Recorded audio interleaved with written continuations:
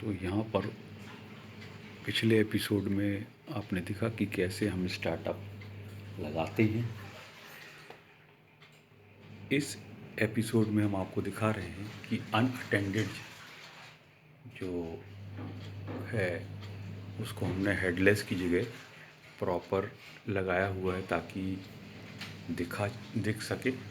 तो ये आप देख पा रहे हैं कि ये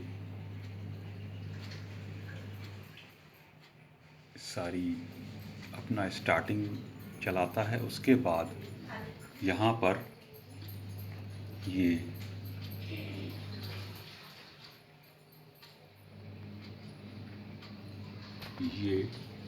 हेडलेस सिस्टम रन कर रहा है और जो टारगेट नेटवर्क ऑनलाइन जो हमने कॉन्फ़िगरेशन फाइल में वायरलेस SSID और पासवर्ड दिया था उसके थ्रू ये यहाँ पर इंस्टॉलेशन कर रहा है और जो भी पैकेजेस हैं वो डाउनलोड और सेटअप कर रहा है। ठीक है, तो यहाँ पर एक पॉज लेते हैं। जैसे ही ये सेटअप हो जाएगा तो आगे क्या करना है वो बताएंगे। आप देख पा रहे हैं कि कुछ पैकेजेस इंस्टॉल हो गए हैं और ये latest open hub release stable के लिए अपग्रेड कर रहा है। हम फिर पॉज लेते हैं। आप देख पा रहे हैं कि इसने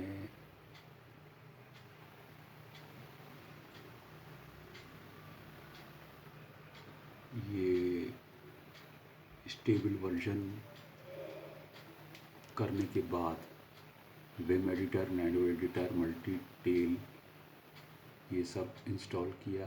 सांबा सर्वर डीमन चलाया, यहाँ पर Samba D1, NMB D1, SMB D1 चलाया। अब ये इंस्टॉल कर रहा है node.js, जो कि node.js because it is required for other packages. अब यहाँ आप देख पा रहे हैं setup.sh अनअटेंडेड जो है वो कंप्लीट हो चुका है और ओपन हब बिकमिंग रेडी।